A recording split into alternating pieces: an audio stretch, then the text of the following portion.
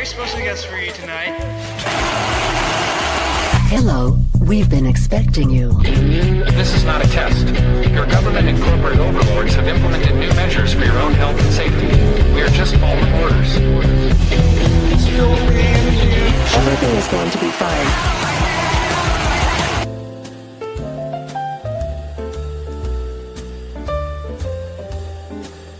I'd like to introduce... Welcome everyone to another If by Whiskey. Jake, how are you, man? That intro, always man, with the sexy voice, but you have to do that after the piano plays. I feel like it just gets me in this vibe, and then we get to rage, and then the end is just once again, it's just So it's It'll beautiful. be rage How are you? tonight for sure. We are totally gonna rage because we got a very special guest that's down there that we're gonna be pulling up very shortly, man. So how are you? I'm doing good, man. I'm Yeah. trying to stay up on all the craziness going on right now. I see that we're going to be making Iran great again, so I'm trying to get on. I got to order my new hat. It's your new Miga, yeah. You got Yeah, some- I'm watching all these fucking simps do their backflips over trying to explain why this is all such a good idea. I'm watching people melt down in real time, and it's pretty fascinating to Glorious. watch, I gotta say. Between the It's Matt glorious Walshes to and me. the Nick Fuenteses, and No. they're all losing their goddamn minds. It's I think I said some because our special guest, we said some about some on a long enough timeline, right? What is it from Fight Club? Long enough timeline, the probability to exist is 0. You know, it's like you're gonna pick a wrong side at some point in your career. Just don't do the wrong side like this, man. You got to be better. I don't know.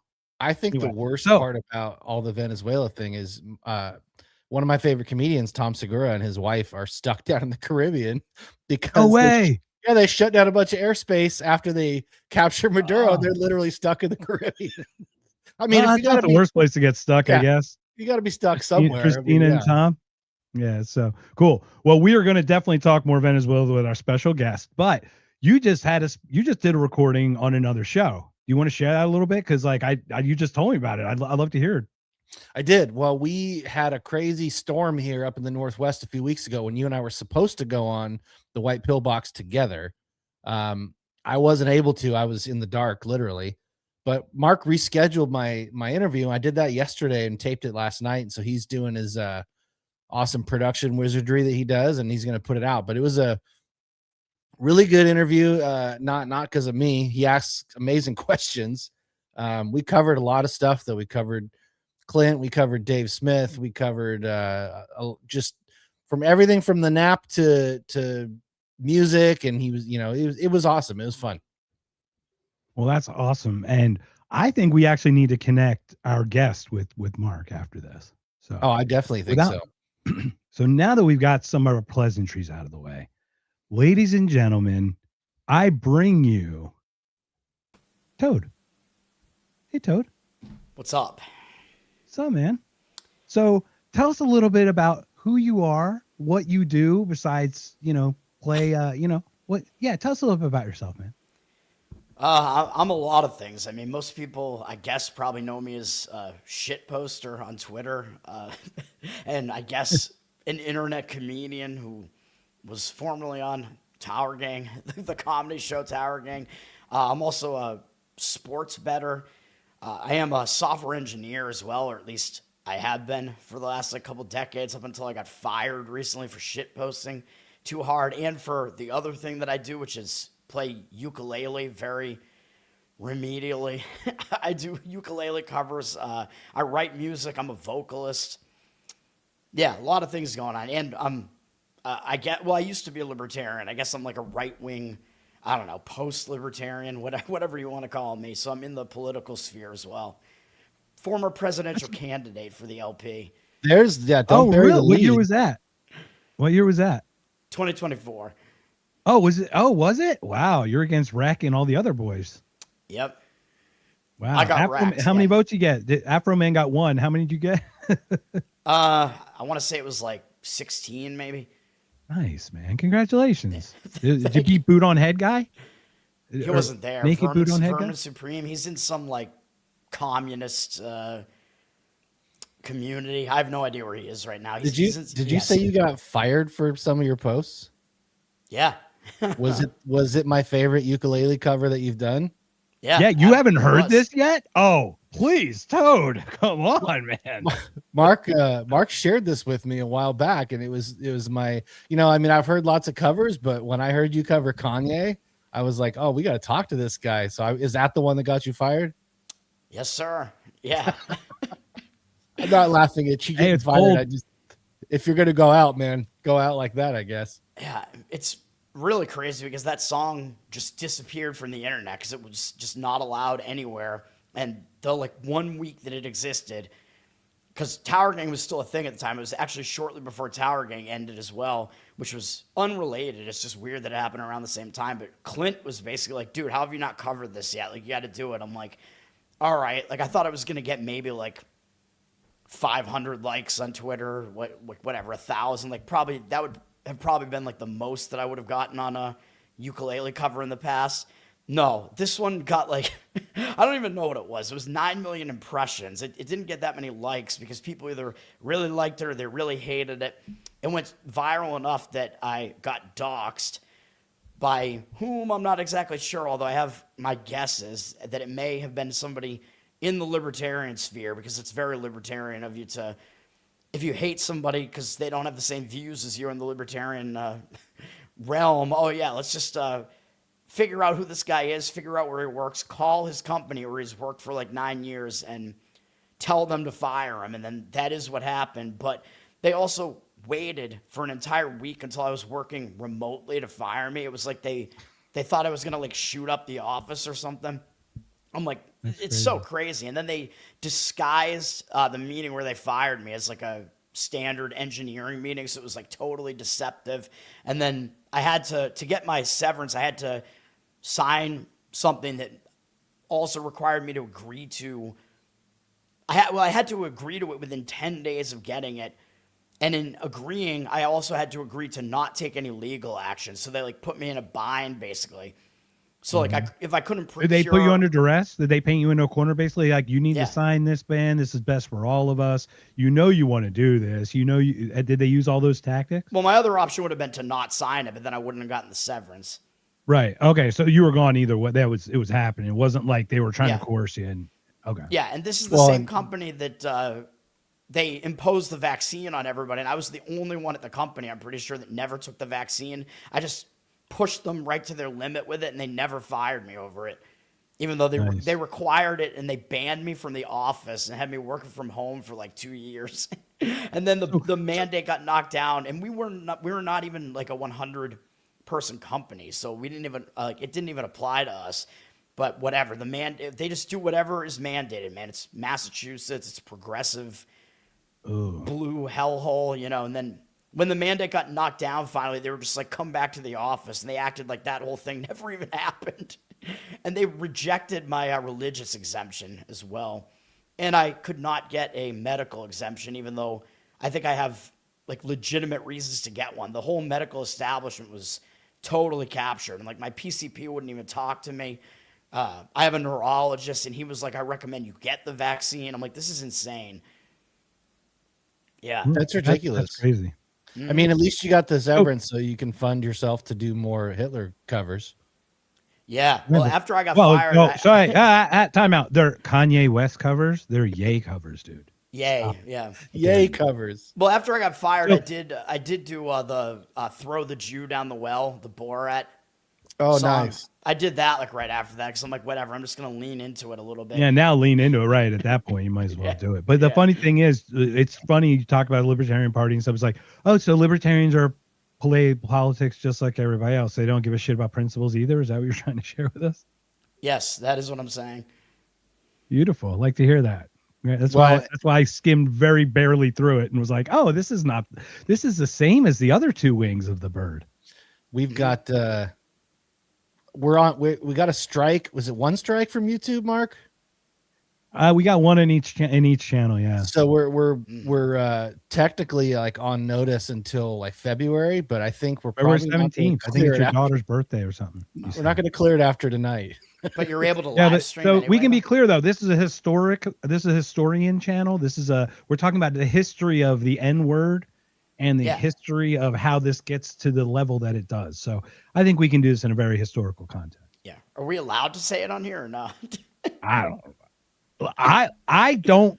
I don't tell anyone not to say something. That's just me. All right. I know that speech has consequences, clearly, right? I mean, you kind of live that, and we all know this stuff. That's kind of the thing, is like the point of free speech is also the point to not say it. Okay, cool. But all right, you speak your truth, though. I try, yeah. All right, so you mentioned Venezuela, Jake. You want to get started into this? Talk a little bit about that. And Toad, we'd love to hear your thoughts. But Jake, you brought it up, man. What's going on? Brought up what? Which part? Venezuela. Oh, All the good Jesus. stuff in Venezuela. You know, I wish everybody just understood what non-intervention actually means, instead of people saying, "Oh, I'm as non-interventionist as they come," but let's go take all their oil and take over their government and run a country when we can't even fucking run our own country. You know, it's one of those things where like you got to laugh or you're going to cry and pull your hair out. And that's where I'm at. It's like to watch these people justify, and Glenn Beck is one of them, you know, to watch these people like, oh, well, we're doing this because we're cutting off China's oil so that China doesn't get, we're protecting our hemisphere. And it's like, meanwhile, you know, I listened to Clint today and he points out that like China gets 5% of their oil from Venezuela. So it's like, oh, they're just going to go buy more from Russia. You're not going to hurt China by doing this. We're literally just going in to take out a dictator, which, I mean, that's a tale as old as time for our country. But then they take the guy out who doesn't like the tiny hat people, and they put somebody in who is a proponent of the tiny hat people. And it's so blatantly obvious what they've done. And I'm not saying that's the only motivation, but I'm sure that there were some donors leaning on the button to make this thing happen. And it's like, you know, our this whole administration is so captured, and they're so quick to do the bidding of the donors. And then you see like the meme is with the chip in the MAGA head. It's like, oh, now we're cool with regime change. Like the guy who was the no more regime change, no more endless wars, no more nation building is doing exactly that. He's bombed like 6 countries in his first year as president. Yeah. So you can tell I have feelings on it. What's that? My feelings on it? No, I said you can tell I have Toad. feelings on it, but what are yours? Oh, Yeah, you got feeling. Toad, I'd love to hear your thoughts too. Yeah, Jake, thanks for sharing that, man. That's a good start for the show, man. Yeah. Well, I mean, obviously, well, yeah, like as you already mentioned, I mean, I think it's pretty obvious that I actually think it is almost entirely Israel is the motivation for this, as with, I think, all the other regime change efforts, wars, whatever you want to call it, that the U.S. has carried out over the last couple of decades. It seems to always be the case. We're going to replace this Israel unfriendly dictator with an Israel friendly one. And it is also to kind of have your stake like in that, like it's like geopolitical as well. Like you want to have your chosen guy, like the chosen people. You want to have your chosen guy like running that particular company too. I think it does have to do with oil as well, because it seems like these are always oil rich countries as well. But what I'm surprised by is the amount of people who I thought were like sort of the anti-war right wing. Like obviously I'm not shocked at all that you have the neocons that are all on this side, like Glenn Beck, whatever. Like that's not shocking at all. Those guys are all promoting this. Clearly they're going to. But like these other people that I think you mentioned earlier in the show, like Nick Fuentes and I mean, it's almost everybody. It seems like it's everybody on the right wing except for like small clusters of us. Like I think you can almost name on like one hand like who's still good on the issue right now, which is just insane. Like it's basically like Dave Smith, Clint, Candace Owens, Tucker might be. I don't even know. Like who else is even like actually good? It's on like this right Gaza. now? It's literally like Gaza. Like you should be a hard no on this bullshit. You should be a hard no. Invading a sovereign nation and kidnapping the leader. Yeah. Like, Yeah. and then just saying, "Oh, it wasn't a leader." Okay, thanks, Narco Rubio. And Anyway, go ahead, man. It just sends me charging it with sends gun me off. crimes from our country, like, oh, we're gonna make our gun laws stick on you. It's like, what's going on? They're all FRT, man. It's okay. Yeah, and then you have well, I guess shout out to like I guess Thomas Massey, obviously Ron Paul. They're on the right side of this as always, and MTG is as well. But she just stepped down from Congress probably because she was pushed out, which they're basically trying to do that with Massey as well as they usually tend to do. I think they were going to just start releasing dirt on her, and she wasn't really? interested. I think so. And I think they have it on everybody. I really do. And it's just everyone gets motivated differently. Like that Hawthorne guy said, bring on the hookers and blow, dude. I'm good. But like MTG's like, I don't really want to talk about that thing I had to do to get in the club, I'm not saying that there is no dirt, but even if there is, I mean, if there's no dirt, they're just going to make dirt, and it's easy enough to sell that whether she did something or not. I mean, she doesn't have to have a Lauren Boebert in the movie theater moment to actually get in trouble for anything. Did that even make Boebert look bad at all? That added points, man. What are you talking about? Handy in a theater? Yeah. Handy in a public theater and with a crowd? That adds points, my friend. Yeah, her boyfriend was grabbing her boob. Yeah. It worked for what? Paris Hilton. It worked for Kardashian. It worked for every sex tape works, man. Yep. So yeah, that's where we're at. Venezuela's like, so any new developments, basically we're stealing their resources and then redistributing them. Well, I reposted his post and actually wrote Communist Manifesto. We're running their country. So there's that. We're running Miller is running the country now. Apparently. Yeah. I'm so glad you brought up Stephen Miller. Okay, I'm gonna do it now because you already brought him up. Here we go. I'd love to hear your thoughts on this because I got it right here. Hold on, let me clip it. I've got it clipped right here. All right, here we go. Just be like Stephen Miller. Stephen Miller likes Israel a lot, wants Israel to prosper and everything. But when people think of Stephen Miller, all they think about is this guy's amazing. Like what? Miller wakes up trying to do things for America. And then if you do that, we don't really care what Israel does, or at least I don't. Most of us wouldn't, or if there would be certainly less rancor around it. What the fuck? Dude, literally Tucker just goes, right. Right. Dude, what is this, Iraq before you fucking woke up, Tucker? What the hell's going on here, people? I don't know. Is Tucker I'm hitting mute. Is he not good on this issue right now, Tucker? Like, I have not heard him even speak on it, so I have no idea. But he's just agreeing with Cernovich, which, I don't know. I mean, Cernovich fucks trannies and whatever, so I don't know why you would agree with this guy.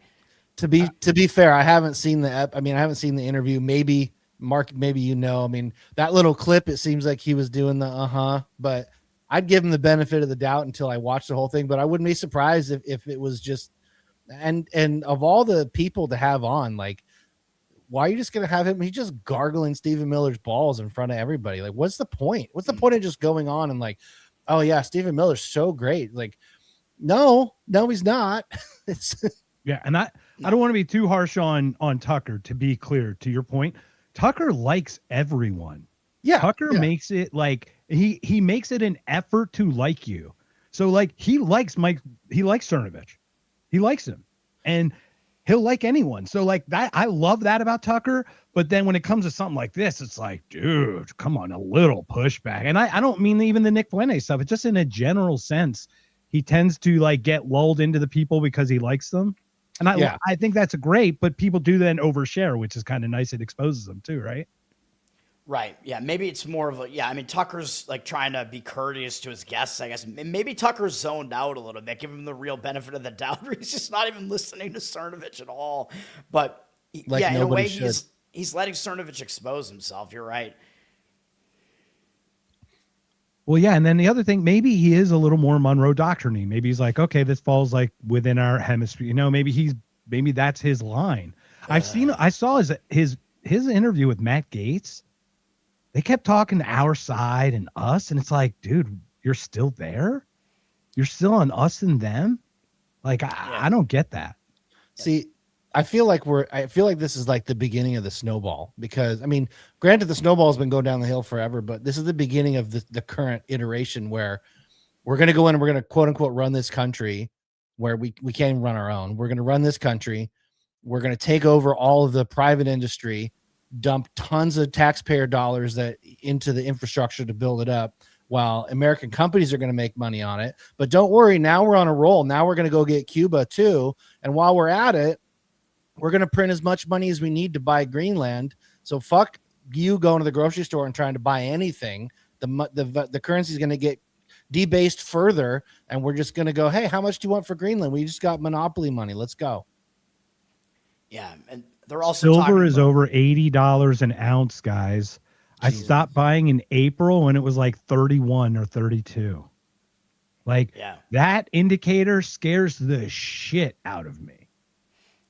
Yeah, obviously, it's indicating, something is not right. Yeah, the dollar is becoming worth less and less. I'm assuming they're printing even more and more of it to fund all this shit that they're doing. They're now talking about they're talking about regime change in Colombia and Nicaragua as well. If you haven't heard that. It's all just insane, dude. And they're selling it off of these ridiculous lies that everybody's just buying. Like the lies that I see out there are insane. Like the Venezuela is trafficking fentanyl, which is completely false. This isn't a war at all. And that all they did was go in like really precise and like, it was like the lie is basically like they sucked Maduro out of the country without doing anything else. That's basically what people are saying. It's not even a war. I'm like, you got to be kidding me. That's one of the lies. Oh my God. It's crazy. How did they get William's him out on? so I just got to give a shout out to William in the comments because he left Free and Sean to hear me. Well, first of all, William, thank you so much. So kind of you to talk and be so kind to me. You're such a nice guy until I sound crazy. But thanks for joining us. Anyway, I'll let you go, Jake. No, I just to Toad's point, it's like, we just easily went in the middle of the night and to a country that has a military and just pulled this guy out. No, don't worry, nobody died, which they did, but nobody died. So 80. We just went and plucked him out, and then he just ends up like going for the camera, like, yeah, cool, they got me. Like no fight, no, like there's obviously something going on here, and it seems like there was a deal made ahead of time to have some sort of like, hey, you do this for us. All these charges are already falling apart. From what I've seen, I mean, I'm obviously no legal expert, but all the charges, it seems like they're already going after him are falling apart. Or at least the argument against the charges is pretty strong. So he's probably going to get a slap on the wrist, get exiled, probably with our fucking tax dollars, and we're going to support him the rest of his life while we pump oil out of his country. And sure, maybe he wasn't rightfully elected.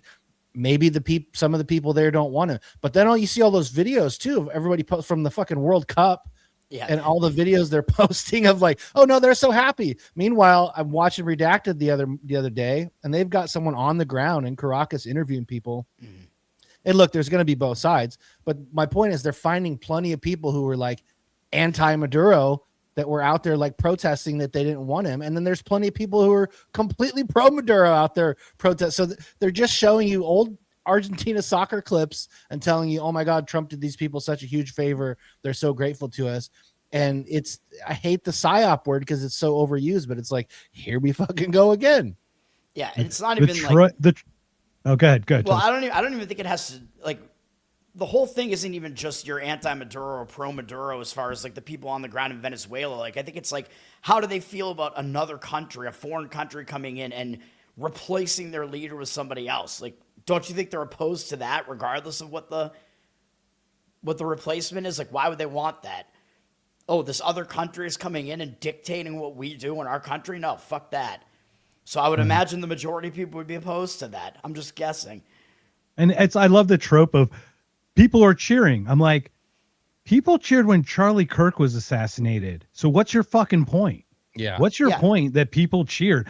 50% of people, 49.3 would cheer when Trump got shot at. Okay. What's your fucking point? Right. Like that's not a reason for a just or moral anything. So, and I hope there's maybe more. Can we get another person on here? Cause there's only 3 dumb talking heads apparently. I was hoping welcome, Gregory talking about us, but hey, maybe so. I hope not, but welcome regardless. So anyway, a lot of the talking heads are like, some of them are actually dumb, but others are actually just, they know exactly what they're doing and they're just spouting propaganda, completely knowing that that's what they're doing. And then of course, some of them are a combination of both. So all of that is the case. So there's so many things about this, right? We talk about immigration.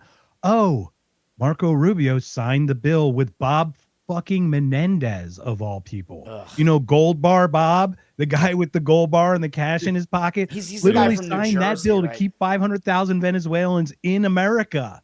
Oh, we got a Venezuela problem. Oh, most record number of airstrikes in Somalia. We got a Somalia problem. What a shock that we keep getting the problems from the places where they happen to put countries where our air bases and bombs happen to land. It's really ridiculous. Right, but that's the other thing. If you're going to bomb Venezuela, that's going to cause a bunch of Venezuelan refugees. And where are they going to go? They're going to go to the U.S. So you're flooding the U.S. with more refugees. That's exactly what we're seeing with all the Middle East shit. You're bombing these countries. Those refugees are flooding into Europe and whatever. Like, you want that?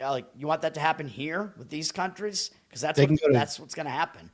They can go to Greenland after we buy it and see what people that live in the Caribbean like about living up near the Arctic Circle. Yeah, just put them all in Greenland. Yeah, nobody even lives. Dude, what is the deal with Greenland? Like, are there natural resources there? Like, what's the deal with that? Like, there are so few people that live there. I don't understand. Like, why do we want this huge, like, chunk of ice that's up there? I think there's a lot of rare earth and shit. I think there's a lot of rare earth minerals, and they're playing the strategy card as far as like the geolocation of where. Right, they're playing the land game, which they'll just plant a shit ton of fucking ICBMs along the coast or something. You know what I mean? It's like, why wouldn't they? You know, that's exactly what they want to threaten. They want to get as close as they can and shorten that distance of time to make the decision shorter, so we can all fucking die. It's, I'm sorry, we're not on the white pill box, so I can say this stuff. To target Iceland? Like, what are they targeting? Europe? No. Well, I mean, I'd imagine, how close is Greenland to some targets in Russia, maybe along that, you know, the top whole part, or not as close as Alaska. Although, well, I failed maps, dude.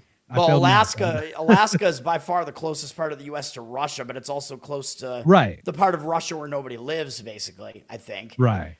So I don't, like, you're still not that close to Russia. Like, from Greenland, you still have to go across like a lot of ocean, and then like Iceland is in there, and then you hit like Scandinavia, basically, like Norway, whatever, and then you hit like Norway, Sweden. I don't Finland, support the excuse. I'm just wondering what their excuse is. I'm trying to spitball because I honestly don't know, other than like more land grab. I've heard that, but Jake, rare earth, right? They're rare. I've also heard like there's waterways. You know, there's waterways that they were in control also, because as soon as you buy Greenland with money we don't have, then you start building bases over there, and then you start staging military apparatus over there, and now all of a sudden you're so much closer to defend, to just look for the next regime to go take over, and now they're saying that with Greenland, it's like, we'll have all of North America. It's like, did you forget about Canada and Mexico? Yeah. Well, and Miller was talking. Did you hear Miller where he got asked by, well, not that Jake Tapper's a journalist, but Jake Tapper asked about military intervention, and he's like, we will do it. And you're like, and then Katie, his beautiful wife, not the crazy one that we're going to do a whole podcast on, with the American flag draped over Greenland. Soon, my psychopathic friends. It'll be ours. Yeah, I think apparently US, we got a weird bots. We got Trump #1 from like this dude and this dude, and like I've never had that, so I think that's your fault, Toad. You ever had that? I think Israel. I think Israel's coming in or something. Yeah. I've been going hard against them. Yeah. Yeah. Look at this. But I think don't know what's happening here. But like Canada and Mexico or whatever, like they already have Jew-friendly leaders, so like. That's what, like, those countries are already considered to be part of the American apparatus. You know what I mean? Yeah. I think the important question is, Toad, is do we really think it helps to ask a bunch of useless questions? I don't know. What is this guy even referring to? I have no idea. I've never seen this, by the way. We're getting like Ian Carroll or something. Hey, have you ever seen his feed when he goes live? All the bots and stuff that attack him? Yeah, for sure. Yeah, I've seen it. Yeah. All right. Hey, can we talk about speech for a second? Free speech? Because I got this one please. clip I've been chomping. All right, let me share this clip. Love to hear you guys' thoughts. I will hit mute after this. Giving unfair advantage to authoritarian governments against democratic countries. First Amendment type of... That's already happening? That's already happening. You're seeing the polarization in countries that allow for the First Amendment and protect it, which is great. And I know it's difficult to hear, but it's time to limit the First Amendment in order to protect it, and quickly before it's too late. What do you mean? I mean that we need to control the platforms, all the social platforms. We need to stack rank the authenticity of every person that expresses themselves online, and take control over what they are saying based on that ranking. The government. The government should control the social media. Yeah, should do that. To that guy's name is Shlomo. I was gonna say it if you didn't. Yeah, yeah. John Lovitz's character on Hoisha, on Moisha, on Shlomo. yeah. Go I ahead, think Toad. did it say he works for Cato as well, the supposed libertarian think tank? And he's out there saying we need to he's a crack billionaire down too, on yeah. speech. Yeah, he's obviously a Jew. He's saying we need to crack down on anti-Semitic speech on all these social media platforms. I mean, this is what they want. They want this new era of tyranny in which they're cracking down on speech. Yeah, like basically they're going to lump everybody who opposes Israel is going to get lumped in together as being like a terrorist, basically. So like we're going to get lumped in with like the insane leftists that are all out there, free Palestine, whatever. Yeah, because clearly we're the same as those freaks. Yeah. Well, I was gonna say too, like I thought Mark's intro voice was nice and soothing, but there's nothing I want to hear more than that voice talk to me like that about taking away. All we need to do is Come on, control the man. First Amendment, only so we can preserve the First Amendment. And the government must step in there and do it. Yeah. Oh man. I thought that was Cenk Uyghur at first. When I first saw his face, I thought it was Cenk. It does look like a slimmed down chink. But Cenk would be way better on this issue though. Isn't that scary? Yeah. Cenk is good on an issue. Like talk about blind squirrel finding a nut, man. Mm-hmm. But go ahead, man. Go ahead, please. No, I mean Cenk is he's good on a few things. Like mostly he's good on on the Israel the Israel stuff as far as like he's anti-Zionist at the very least. So yeah, you can rely on him for something. That tells you how bad like some of these right wingers are. If they're worse than that guy. Get to the chopper. Yeah. No, I agree. It's kind of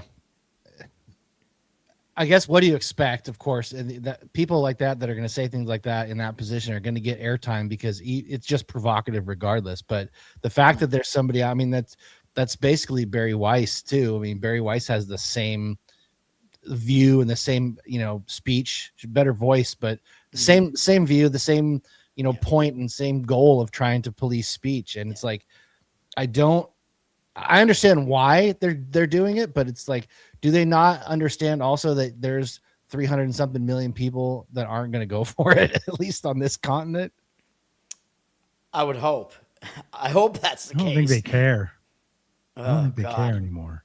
They're just telling us, like, hey, fentanyl, WMDs. Remember when that didn't work? Remember when I actually did a debate against Jeb Bush about it? And I retreaded that same trope to, to kidnap a leader? Like, come on.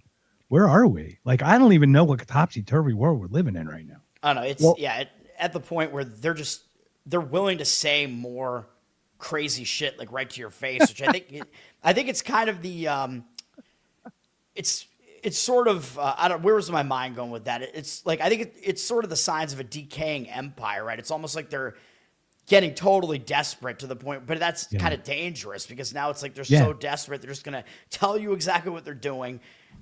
And they're going to try to do it. The more you tighten your grip, the more systems slip through your fingers. Yeah, and now this guy's out there saying it. Shlomo is saying this, and he's putting that stuff on the Tom Woods index card, basically. So now it's part of the allowable opinion that's being talked about, basically, which that becomes dangerous, too, because it's pushing like the talking points in that direction, basically, or what's allowed to be talked about. And I don't know what is up with all these people in the chat. Dude, this is great. No, I'm going to pull this up. So first of all, Will.i.am, do you mind reading William's thing, Jake? It's great. What, too much bread and circus? The people are clueless or don't care. Totally. Now this one I'd like to address. Let me answer this. who's imposing sanctions for no fucking reason on the people? So who's starving them? The U.S. is blockading yeah, Venezuela, and Yeah, other I'm sorry, countries who's are trying to starving break the the blockade. Venezuelans. Right. Who actually starving them? Gaba Blobly Blopsky. The U.S. is doing it, and then you have the Russian coalition, Russia and whatever other countries are there trying to break the blockade. They're And trying they to took actually a Russian flag ship. Is this like USS Liberty 2.0, like the anti-Liberty or something? What the fuck? No, because that was a false flag. This is actually like naval warfare. Yeah. Jesus Christ. It's crazy, man. What is going on in the chat though? This is really interesting. I know it's getting wild. They think we're like leftist, like TDS people, dude. I voted for Trump this time because I just thought that there might be some chances to get some wins out of him. I'm not going to just buy everything that he's doing if he's not doing what I wanted him to do, and in fact he's doing the complete opposite. Certainly not what he ran on. What the fuck am I supposed to do? Yeah. Well, 100%. And one of the things I talked with Mark about last night is you got to call it like you see it. You got to call balls and strikes. And if he's going to do things that you like, the border, free Ross, great, free Ross. But then when he does the things that he says he's not going to do, you're not supposed to just be like, oh, he's so awesome because whatever. You have to call out the things that he says he's not going to do that he goes and does. Yeah, the border stuff is like not president. even. Yeah, like border stuff, I think a lot of that was just for show. Like, hey, look, we have these flights that are flying people out of here to El Salvador or whatever. But I don't think there was really that much of it, nowhere near enough. And part of this whole Trump apparatus, Trump, Elon, whatever, you got like Vivek and like that whole thing where they're trying to bring in all these like H-1Bs. So it's like, what are you talking about? Like, it's probably net positive immigrants coming into the country, and that's not what we voted for. It's not what I voted for.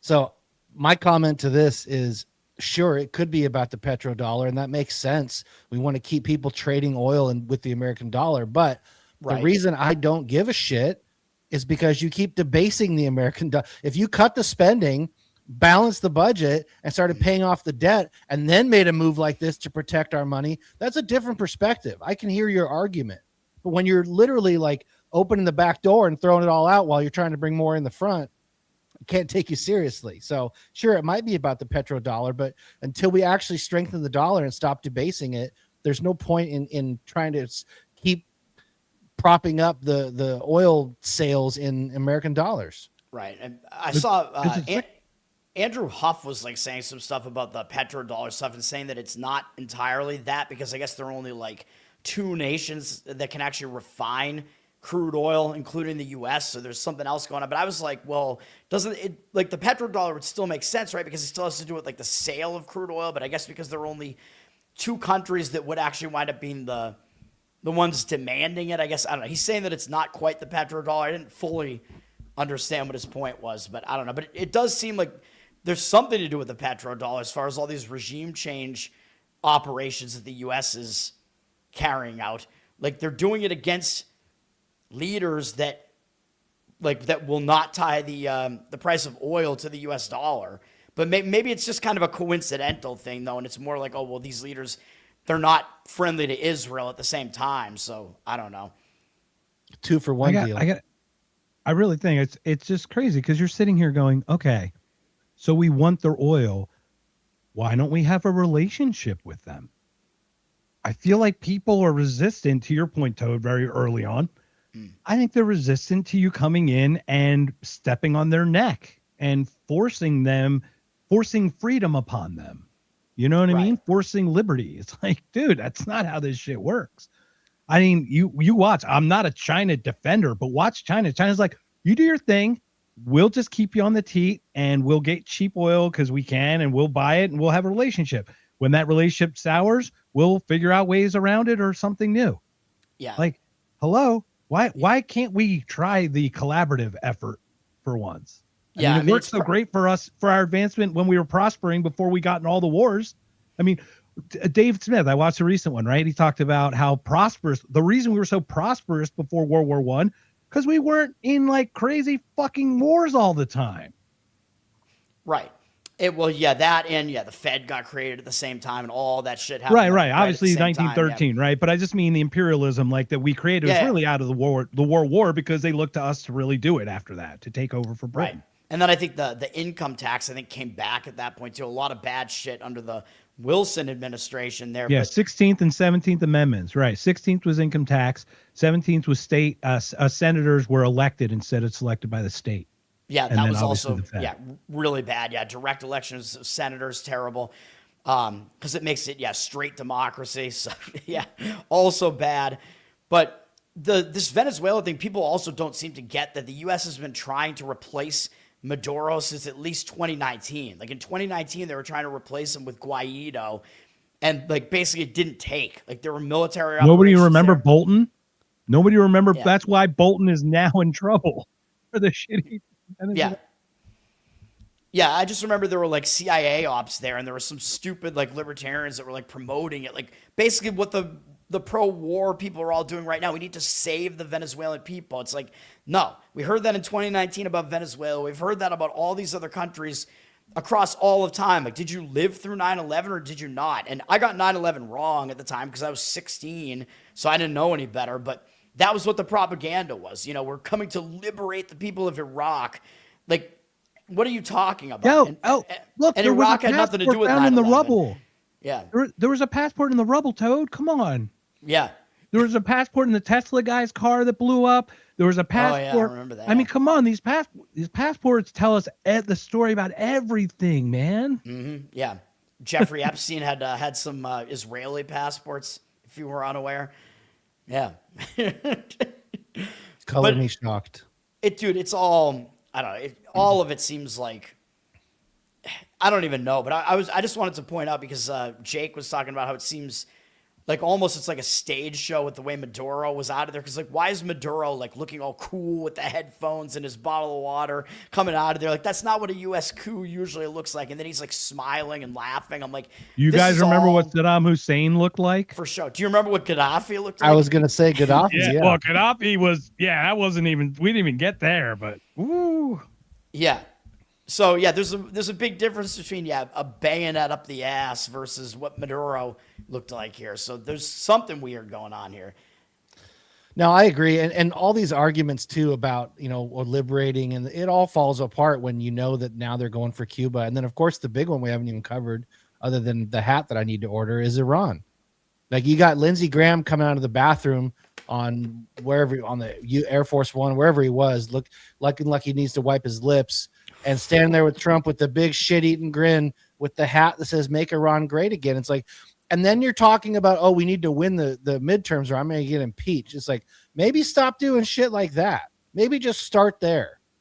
Yeah. Well, Iran is the main country that the U.S. has wanted regime change in for a long time, and they haven't been able to accomplish it. That's the last one, I think, on the list from the I don't remember the guy's name right now. It's slipping my mind. It's all Wesley Clark. The Wesley Clark. Yeah, memo. Yeah, exactly. I think Iran might be the only one left on that list that was not. Sudan is the only other one. We actually haven't done anything, but it's a fucking shit show there. Yeah, the U.S. has been involved. It's a failed state. Yeah, it's a failed boundary area.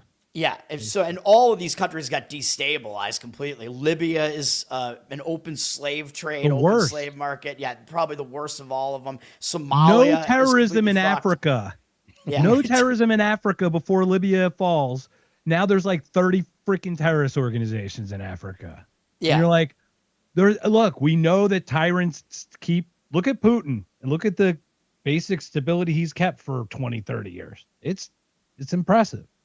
Mm-hmm. Yeah, and Iran. I mean, it's going to be difficult for the U.S. to do that in Iran, and if the U.S. winds up with troops on the ground, it's going to be really bad because Iran is a pretty large country, geographic, land area wise, and it has a pretty large population. So it would be probably worse than Vietnam. I don't know how, honestly, if they're really going to make an effort at it, I don't know how you do it without boots on the ground. I mean, I would just assume that's part of it. Yeah, I don't think you'd be able to. Trump, in his first term, of course, he took out Soleimani when he was outside of Iran because he was one of the Iranian officials or whatever. And I think Trump killed him when he was in Syria or Iraq or something. It I was forget, Iraq but at a wedding, right? He was at. they're attending a bombing wedding. weddings. What? Just like Obama? They all bomb weddings. He bombs 16-year-old American citizens. You got that all wrong. Yeah, and Trump has actually exceeded Obama. Obama bombed 7 different countries in. He started 5 new wars, continued 2, and bombed 7 different countries, I believe, in his presidency. And Trump has already bombed 8 during this term. Is it 8? Yeah, I thought I heard Yeah. 6, but I think it's 8. Yeah. still, that's not a record. I saw 7. It's all over, and it doesn't even matter. Tied or with Obama doesn't matter at that Yeah, point. during Like, Trump's first term, he didn't really do that much. He didn't do what he was supposed to do. Like, he kind of moved troops around in Syria. He didn't get out of Afghanistan, although he kind of forced Biden to get out of Afghanistan. So Trump, first term actually was nowhere near this bad. And then, he did kill that Iranian, Soleimani. But this is way worse. This is like, I don't know what to even call this. This is like mega Trump or something, and not in a good way. Like, it's just all war, whereas his first term really wasn't. No, and it's like a new imperialism too. Like I don't understand this new, like, okay, now we need to take Cuba, we need to take Greenland because it's for our hemisphere. It's like, why do we have to keep doing this? I don't understand. I genuinely don't understand. Like, other than the obvious, the money, of course, because it always goes back to that. But I don't understand why all of a sudden this rush of like, all right, I got a year under my belt, I'm gonna go fucking nuke the world before I can't run again. Yeah, I don't know. And I'm just still. But he's you guys don't understand. He's the peace president. I don't think you guys saw the memo. You guys didn't get the memo on that? Yeah. Did you see Machado or Marion, whatever the lady is? She's like, I will give him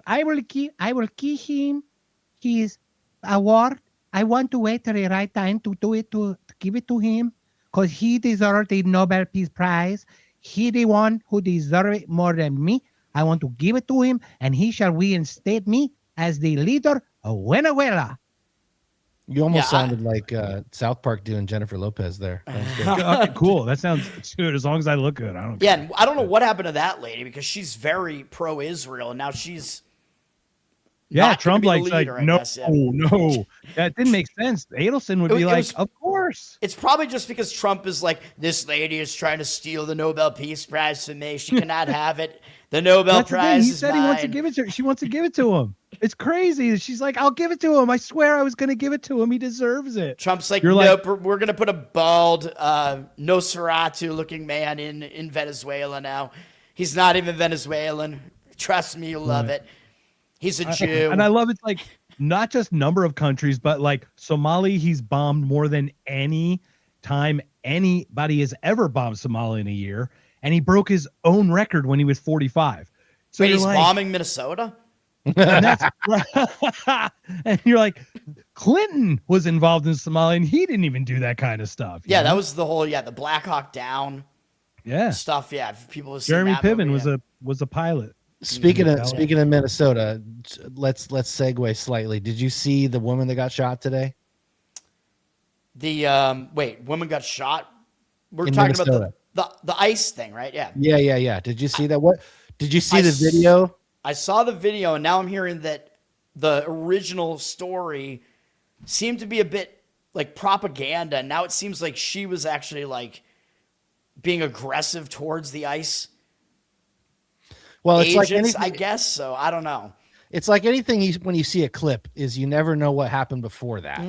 Like you never know when they started hitting record. But George Floyd.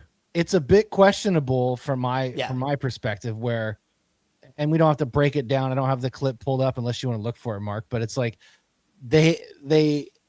she pulls up and she looks like she's blocking. She's like perpendicular to the traffic that's coming. She was one of those leftists blocking traffic, right? Yeah. So They get out of their car and they walk up to her. And while they're walking up to her, she tries to bone out. But when she does, there's another agent that's walking up like towards the front of her vehicle. And so that's the one that they're trying to say like, oh, she almost ran him over.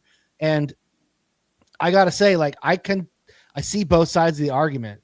Your favorite Minnesota Senator, Congress, whatever, Ilhan Omar, she's Congresswoman, I think, but she she posted something saying, "Oh, there's no way that the agent was never in any sort of threat." And it's like the farthest on their side that you can be. And then you got Trump posting this thing. He's like, "Oh, he's in the hospital recovering. I don't know how he made it out of there." And it's like, he just jumped out of the way of the car when it took off. Like both sides are digging in, and the truth, obviously, like normal, is in the middle. But I want to know what happened before that tape started rolling. That's what I'm just curious your opinions on it. I mean, I would have to see more footage. Like, I saw the footage and I couldn't really interpret like who actually was sort of the aggressor in that situation. Like, it seemed like it was kind of one of those situations where both sides kind of escalated it, but I don't know. That was my take too. Yeah. Yeah, but watching that short just the first time, I'm like, she cut her wheel to the left when she backed up and cut her wheel to the right. She's clearly not going at the guy. She was doing like a K-turn. And it's like, if you're a well-trained person, you clearly look for the signs of where the front wheels are pointed. You know, and it's like, but she's a female driver though, so you know. it's true. I mean, it could just jump off the rails. Yeah, it could just totally go the other way. Oh, the car jumped out of my hands. Yeah, you know, you made a point. Touche. I'll shut up, Toad. That was a good point. I do gotta say though, like, I am the first person that thinks that when people sit down in traffic in front of a car and they block the right of way, like, they should be drug off by their hair. So yes. Oh, yeah. I have no sympathy for anybody who's going to purposefully block traffic and try and make their point. I don't necessarily think she needed to die, but I also I can see how, again, in that moment, and I'm not justifying the shooting, but I could see in that moment maybe thinking real quick, like, oh my gosh, she's coming at me. I just don't know why you've got to go straight to popping caps. That is what these agents do. But then you got like some of the, like, basically the left libertarians are all like, fuck that pig. Like, they're all just completely on her side. As a right winger, I have a tendency to be opposed to her side completely, because she's one of those insane leftists that just stands in the middle of traffic. But then, the reality of this individual situation, I think, is somewhere in the middle. I don't know. It's a mess. Yeah, I'm not gonna lie though. They made me take my shoes off again at TSA 3 out of 4 times, and I give them an earful every time up to the limit where I can. Yeah, right, but I admit I give them an earful until they're like, all right, had enough. I'm like, I think I'm okay at this point. Yeah, we're good. But I'll do that because I'm a sane individual. Who knows what she did, right? But clearly it escalated. But I'd also argue these new ICE agents are fat, out of shape, untrained pieces of shit. Like, well, not all of them. I mean, not all of them. No, Dean Kane's there. Come on. That's right. Dean Superman's there. Sweet. Yes. Yeah. Christopher Reeve's there. Wait, he died. No, I had the honor of flying this morning, and I had the extra honor of getting the extra pat down from TSA. So that was I got the like, hey, the strings on your pants it must be that, but it set off the sensor. And I start getting the spiel about I gotta have to touch your dick, and I gotta the back of my hand, don't worry. I just go, okay, just do it.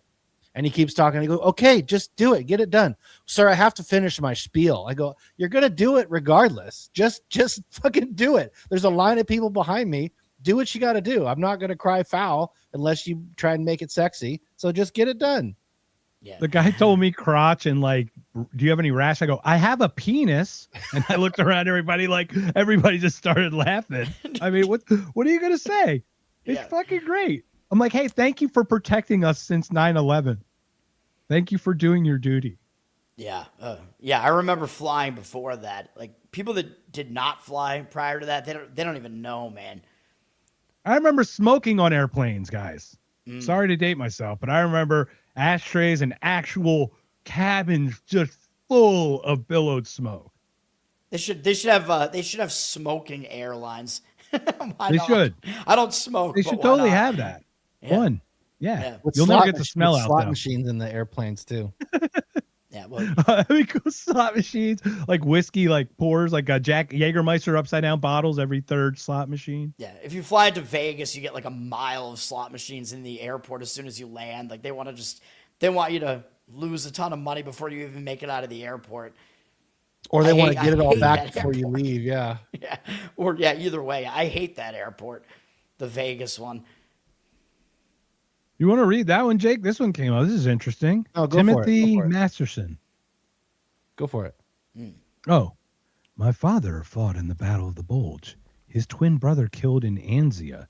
His other brother was on destroyer in Pacific Kamikaze twice, and his other brother was in Guadalcanal. Loved their country. Man, That's just people from a different. that's like time, Saving man. Private Ryan shit right Yep. there. Yep. That's just from a Did different. Tom Hanks visit your house, sir? Are you the movie? That first of all, thank you for your service. That's impressive, or for your service, their service, everyone. That's impressive at that point. I can only imagine the time when like Pearl Harbor happened and what you felt. I remember after 9/11 too, but I'd already failed the physical at that point. I couldn't imagine being on a ship and seeing like a kamikaze pilot coming at you one time, let alone twice. Like that happened to him twice. That's insane. Yeah. Couldn't have been the same Well, guy. that's an amazing story, sir. We should have you on the Definitely not the podcast. same guy. Yeah, we're gonna have. Who's gonna have this guy on the podcast? Anyone? So Yeah. that's crazy. So Toad, you talked about betting. I'd love to hear a little about betting. I did an episode about like the predictive markets and how easy it's getting to bet, to gamble, and how like I've seen bankruptcies beyond the inflation, but like because of the ease of gambling. And I think that excessive gambling's the lack of the health of the state, not because it's available. Like I think that porn and drugs and everything would be measured if we all were healthier society in general. We wouldn't look to those things. But I think this stuff are effects of that. So I'd love to hear what's your specialty if you have one, or what do you gamble or what do you kind of share your information about that on? What are your thoughts about these predictive markets and these gambling online, the DraftKings and all these other things? I agree with you about the cultural point there. That like the like trend culturally towards more and more of this is. It is basically because, it's kind of a cyclical thing. I think you have this sort of like, I don't know if you want to call it a democratic government, but it's sort of like the Hoppe point where you have this government in there where these people are just like in the government temporarily. The government is us, whatever. Anybody can be in the government. It goes on, and it becomes a more high time preference society. That's what it creates. So people just have a tendency, they want whatever they want now. And then, of course, because the dollar is worth less and less, the whole thing just creates more and more like degeneracy. So, you're going to get more gambling, porn, all that type of stuff. From my, like, what I do with it is, like, I actually try to, like, I take an actual, like, profit approach to it. Like, I'm trying to use skill to actually win money, and that's what I've been doing in that sphere for like 2 decades. Like I started with poker, online poker, because I got into poker when I was in college, and it was legal in the US. You could actually gamble. You could play poker online. You couldn't sports bet. Then the government shut that down, like right after the huge poker boom happened. Because they had that Phil Hellmuth. Remember the Phil Hellmuth, Poker Jesus, Chris Ferguson? They were all like, they could see the hold cards. Well, it was because the main event of the World Series of Poker, an amateur finally won it. Chris Moneymaker. Chris Moneymaker won against Sam Farha. Yep. Man, bluff of the fuck. I can't believe I watched that multiple times because I actually was a degenerate gambler. I used to go monthly. Yeah. But Farha folding there, man, I don't know. That was crazy.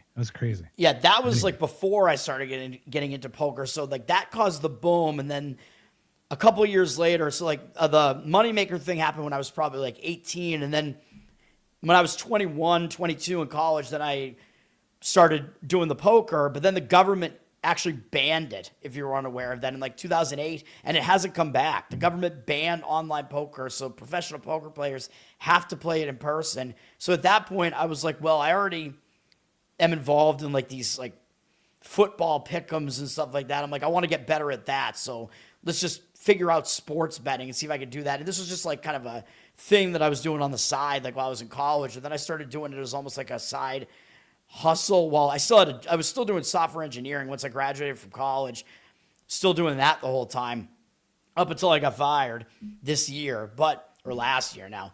But the whole time I was like gambling on the side, just what I could afford basically. So I'm being like really disciplined with it.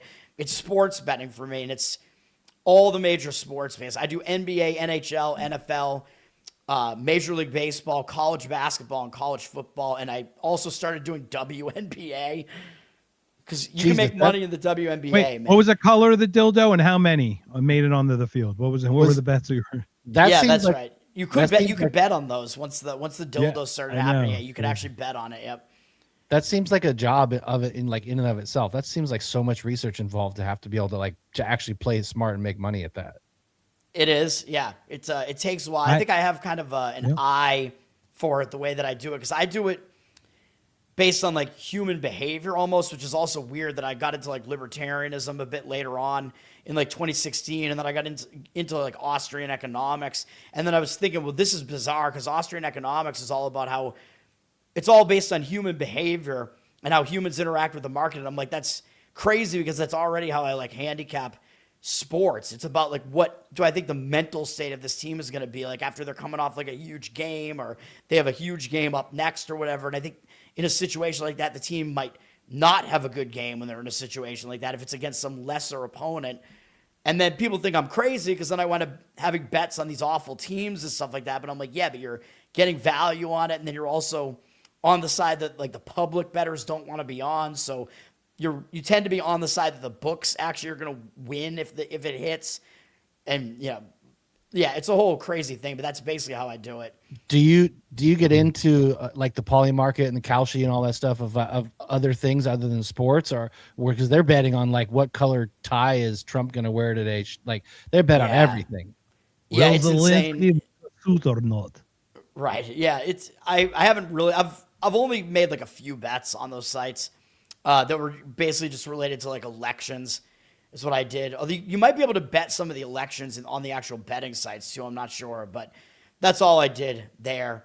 And betting, by the way, was also illegal online, but it was easier to do because like poker, you couldn't do anything about it once it was banned. Like there weren't like underground online poker sites really, or not to my knowledge at least, that were really good where you could like make money. But there were all these offshore sports books that were actually legit that cater to like professional bettors and stuff that you could still access. You just had to kind of do it like use VPNs. You had to do a little like, I don't want to incriminate myself here, but you had to kind of just do it a little bit sneakily with your money. Circumvent the system.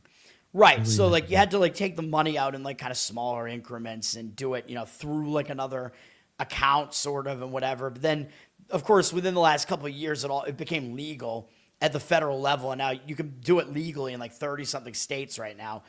Although certain states have more sports books available than others. So like I'm in Massachusetts. That's one thing that we actually have in Massachusetts because we're a degenerate state. We have like 7 or 8 sports books here. But some other states like New Hampshire only has 1. They only have DraftKings. So I don't know what the libertarians are doing up there, but because I remember what you're talking about. Like I remember the online poker days. I want to say like early 2000s, and then all Joker that Stars. Yeah, then all I was on Poker Stars. Yep. Yeah, I know. And then me. it seems like DraftKings was like the catalyst for this newer way, and unless there was one before that, but it seems like DraftKings was like in a couple states, and then they were in all the states, and then I think the feds just opened it up. Well, DraftKings started fantasy. It was fantasy related right. more than it was. Oh, okay. So that was their workaround. It was. I think that's how they got around direct betting. They're like, we're not betting on things. We're using this as points to make things against. Well, it was a game of skill. Yeah, it was daily fantasy. They could work it around that. Right. DraftKings. If you look, and FanDuel all those actuarians or whatever, those guys who work in insurance, fucking have those spreadsheets. They win like 98% or something of all those draft. The fantasy ones. You can absolutely win money doing that. Like what you want to do is you want to really grind it. You want to get into I didn't do that much daily fantasy. I did it for a little while, but the way to win money at it is do 50-50s, which basically means that if you land in the top 50% of the people in your game, so you just have to have a little bit of skill above that amount of the field, you can win some. You get your money back, right? And then you get more. Well, depending on like how high up you end in the field, you can win some amount of money if you just keep playing those over and over again and play a ton of them. You can win money that way, yeah. You know, I just had a I used- thought. Maybe I know I'm an idiot, but I was just thinking, like, with all this talk about how tourism in Vegas is down, people are going to Vegas less. There's just way less people gambling, but there's this whole world of all this sports, but all this gambling online that has become so big. Right. I'm wondering, like, just dollars being moved from gambling, if it's trending upward, it's just down in Vegas and like the old, you know, get a cocktail and go have a cigarette and pull a handle gambling way. I just had that thought while you were talking. I don't know if there's anything to it. It's a great thought, but but the problem is because of the ease and because of our lack of control, self-control, discipline, the culture, it is a trend that's too easy to get caught up, right?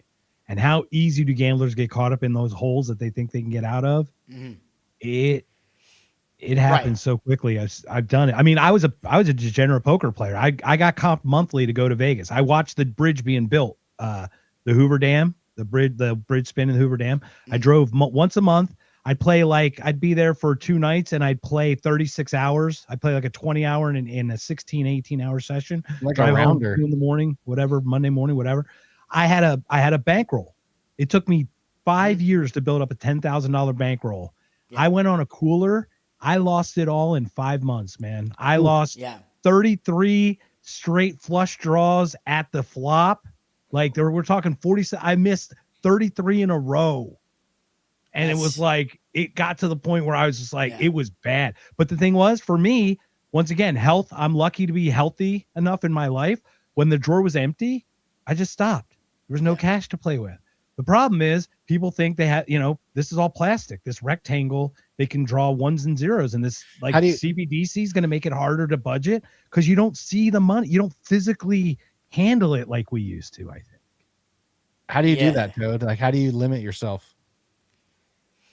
Discipline, you have to just have it in your mind, like, okay, if my bankroll is 10,000 or whatever, what you want to do is you want to limit yourself to sort of like basically betting like 1 to 3% of your bankroll with every single bet that you make, basically. So you're pretty much not going to be able to go broke that way because you're just not going to put enough of your money at risk to do it. So it's a grind. It's a slow grind. So without getting too detailed here, but are you like successful enough that you're funding yourself to keep going? You're making money doing this? I am good enough to do that, but right now I'm not doing that because at the point where I got fired, I didn't have enough money that was liquid. So like I have a lot of money that's tied up and stuff that I can't free up right now without a bunch of penalties. So right now I'm doing my betting show and giving betting advice, and I've had one of the best runs of my entire life with these picks, and I haven't actually won money on it because I don't have money to do it with. It's how ironic. Did you cover is that? Oklahoma -9? Did they cover? What was it? Was it Oklahoma -9 New Year's Day or something? You said that you're welcome, or Christmas? I don't know. New Year's Day. It was somebody minus. I think it was Oklahoma -9. You're like, you're welcome. I was like, all right, I'm booking that one. I don't. That doesn't. New Year's Day. I don't know. I know I had Oregon in college football on New Year's Day. Oh, well, nice. Did you have Miami at all? Did you find Miami to be a surprise? I wasn't surprised that they beat Texas A&M. I obviously was surprised they beat Ohio State. Right. I did not have, that was not one of my plays that I gave out. I didn't give out a play on any of the Miami games on my show, but I gave out Miami as an opinion, as a lean in the game against Texas A&M, Miami plus the 3.5 or whatever. And some of my listeners bet it and won money on it. So nice. I'm happy for them. That's always fun. What do you think about Oregon and Indiana? I think Indiana's going to win. I know Indiana already won at Oregon, so it is like Oregon would be the team that would be able to make the adjustments off of that, but I just think Indiana's too good, man, even though I know they're not like a huge favorite here, but the cream usually rises to the top. I think Indiana's going to win that game, and whoever wins that game, I would have to imagine is going to win the championship. It's going to be one of those two teams winning it. I would completely have to agree. Destined. I'm an Oregon fan. So like my emotion or my heart is like, oh, I want Oregon to win. But when I'm looking at the numbers and I'm looking at the spread and I'm looking at how well Indiana's done this year, I'm like, man, I hate to say it, but I think Indiana's gonna beat them a second time. They're legit. They're only like a 3.5 point favorite here against Oregon. Although even that is crazy considering that when they played at Oregon in the middle of the season, Oregon was like a 7-point favorite in that game. Yeah. Although Indiana won the game, you got to adjust the line a little bit. But now being like a 3-point favorite, Indiana is on a neutral. That's quite a shift. So I'm not going to have a bet on that game. But and it's neutral, right? Where the game's not being played at either one of their schools. It's a bowl game, so it's neutral at least. Right. So. All these big games. Yeah. Once they get into the second round of the playoffs, they use the big like New Year's bowls as the bowls. So that one is what is it? The Fiesta Bowl? Is that the Peach Bowl? It's the Peach Bowl. All right. So it's it's not in Arizona, I don't think. Yeah. The other game is the Fiesta Bowl then, I believe. So the Fiesta Bowl is the Miami one then. Miami and Ole Miss. I was here during Oklahoma Boise State, the Statue of Liberty game. I remember it. Yeah. Outside that's crazy time. So yeah, interesting. I forget what year. It seems like Indiana's destined, don't they? But this is the thing. We've seen how many quarterbacks get bopped on their head the first drive of the game. Yeah, I don't believe in destiny. And it's yeah, but Indiana I mean Oregon, destined is in they just look like a machine. And I don't mean it they got lucky. I mean they look Kurt sharp, Cignetti large, is fast, together. He's an insane coach. He's really good at that program has skyrocketed just in 2 years. It's insane. Yeah. And they are actually this good. I thought that Ohio State was probably the best team in the country and Indiana's second. Close second. I actually did give out Indiana as a play in the Big Ten Championship. I gave out Indiana +4, so that was a winner for me. They won the game outright. I thought that it would come down to Indiana against Ohio State again in the football playoff here, and of course Ohio State got bounced. But yeah, Indiana, they might be good enough, man. I mean, their quarterback has years of experience, although not in a playoff environment, but none of these quarterbacks are experienced in a playoff environment at this point, so I think Indiana probably gets it done, but Indiana-Oregon is the two quarterbacks that are supposed to go 1-2 in the NFL draft are playing against each other in that game. Mendoza against Moore. Yeah. Yep. That'd be cool. Yeah, I was curious your thought. I mean, it's hard for me. That's another reason I can't do the sports betting stuff is number one, I think it would be like heroin and I'd be one of those guys and I just couldn't stop. But also, I like certain teams, and I know that you got to detach yourself from that. You do. You have to bet against your favorite teams. Yeah. As much or maybe more than you bet on them. You have to, just forget about where your biases are, and just bet on or against a team just based on your, read on the game, basically your handicapping of the game. Yeah, just forget about bias. So, I root for the Boston teams, except I hated the Patriots under Belichick and Brady. I hate those guys. I'm not really a hater of the Patriots now anymore, and I liked them back when I was a kid, but I like all the Boston teams. I like the Colts because that was the anti-Patriot move to Baltimore, Indianapolis. Indianapolis to root for Peyton Manning. That was the move. Same franchise though, right? They just moved from Baltimore to Indy. But yeah. Yeah. Yep. Nice. Mm-hmm. So what are your thoughts about the gambling scandals that came up? First of all, do you remember the one with Rick Tocchet and Gretzky's wife? Remember they had the first one, the hocky one? I don't even really remember it. I wasn't. Okay. Yeah, I don't think I was. What do you thought about was it Chauncey Billups? Is that? Yeah. Is that who's this one? Yeah. What are your thoughts about Chauncey Billups? And I don't even there were a few other guys. I think LeBron was even named in this one. The recent NBA one.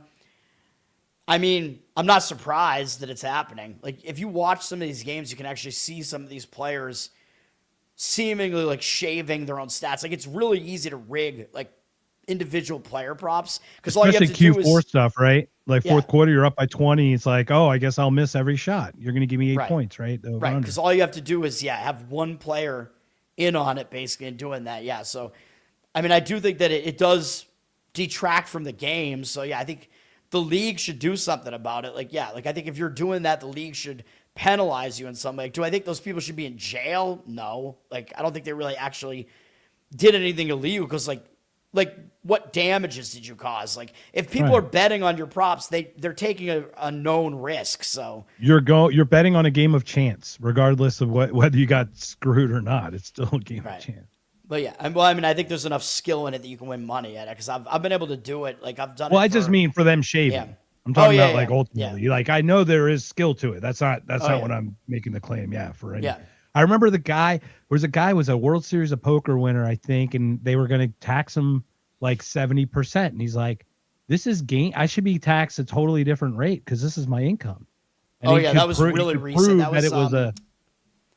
Oh God, I forget his name, and I think wasn't Helmuth like going after him or something? I'm trying to remember. Was it Stu? Was it maybe Stewart? Stu. Oh, the guy who killed him. Did he kill himself or just OD? I forget. Oh, I thought you Anyway. were talking about really recent. Stu Unger. Oh like, no, that no, was this is a long time while ago. ago. It's like this is a long Okay. time ago when they wanted to tax make it taxable, and he's like, it's a skill. This isn't some random game. It might have of been Stu chance. This Unger. I isn't- mean, he was one of the best players in yeah, it might have been history. Stu Unger. Yeah, I think it then was he before died, that even. Yeah. There was one of the original something guys, that was going on, something related to the bracelets or something recently, and it was. Oh no way. So I don't know, some guy, I forget. It was really just based. It was related to who became Player of the Year, I think, and they gave it to. I don't know. They gave it to somebody, and Helmuth was saying that they should have given it to somebody else based on some other criteria. I think I actually agreed with Helmuth on it, but I don't remember. It was some Wow, weird that's rare. thing. I bumped into him outside Aria playing poker, and I'm like, "Can I take a selfie?" And he's I don't know if you ever saw him. I'm a short fuck. He's a tall fuck. Yeah. And I'm like trying to stumble around with the phone. He just give me that fucking thing. He just grabbed the phone. He just took the picture. I'm like, Wow. thank you. Wow, so he was an Thanks. ass. Yeah, total fucking. I'm like, I guess he must have had a bad day at the tables. But, Yeah. I was never a huge fan of him, like just watching poker. No, back in and the I day. understand his play. I know his spiel. It's silly. He only focuses on Hold'em and not the more elaborate Yeah, but poker you're gonna play games. Raz in Omaha. Those are weird. Like Yeah, Raz dude, is I weird. I won a decent amount with Raz playing on Poker Stars Really? because people don't know how to play it. Right, And those I've games heard- where you're playing for like somewhat small amounts of money. People have Howard no idea how to play Harold it, so- Letterman. Harold Letterman is that Letterer. the Bagman?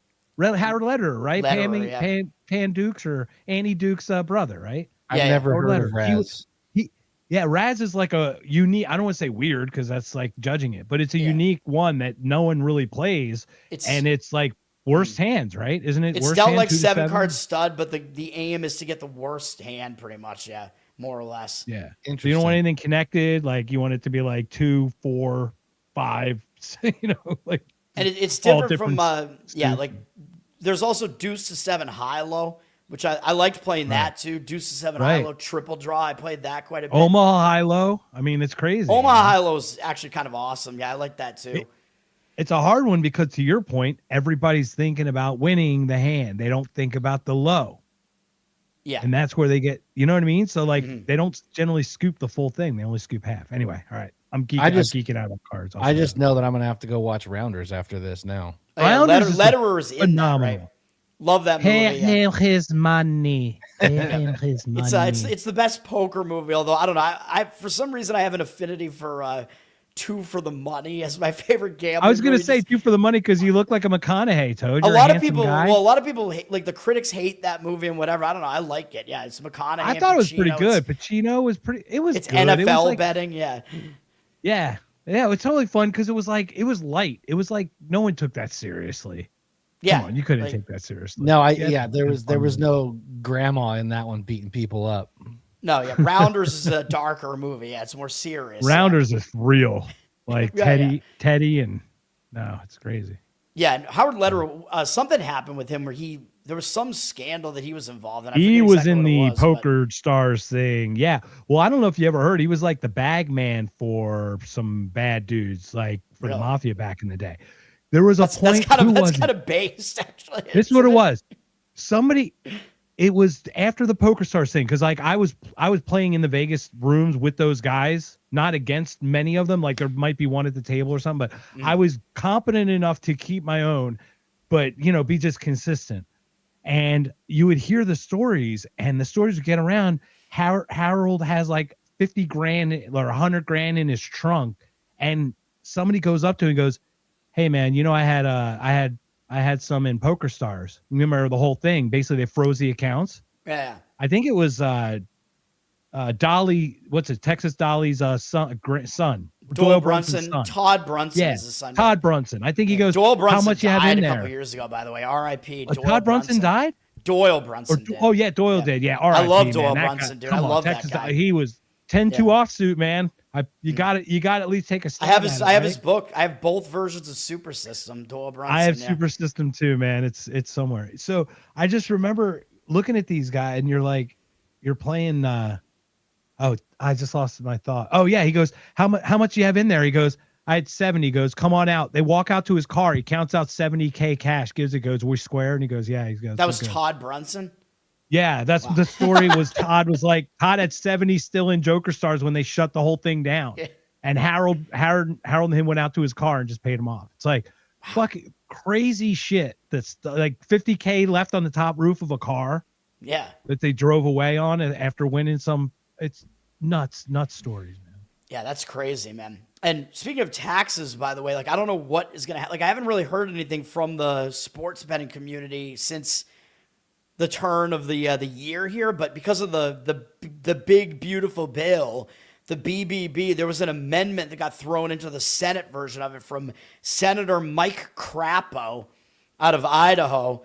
He put in an amendment which was, I thought it was going to fuck sports betting, and I don't know because I'm not actually doing it right now for money, but now the way that sports betting would work tax-wise, if you're doing it legally, of course, before the start of 2026, like before the BBB came in, everybody knew how it worked in like the sports betting, and basically it was you could deduct all of your losses. Like they separated losses and wins. You get taxed on your wins. We all know that, whatever your tax rate is, and then you deduct all of your losses.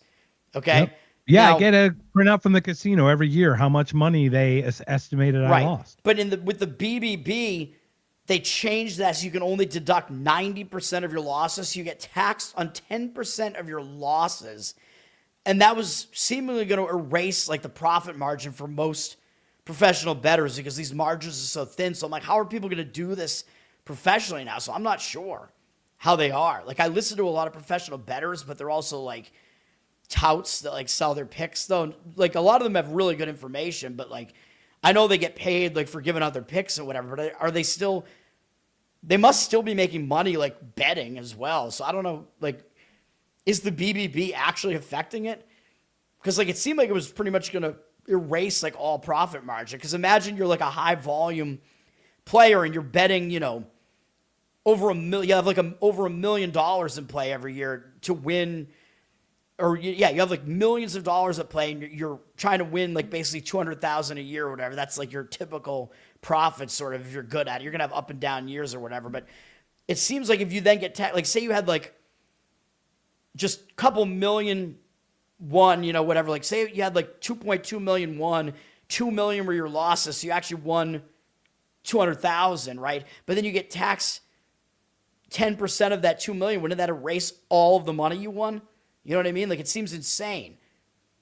Yeah, that seems like crazy. Like, it seems like, because that would be 200,000, and yeah, you just lose all of it. I know guys running up and down the strip to get a half a point here and there. Oh, yeah, those are the runners, yeah. The runners, yeah. I mean, I knew a lot of those runner guys who would just be bolting up and down. Now they just do it online. Like you said, the margins are so thin. They're so thin.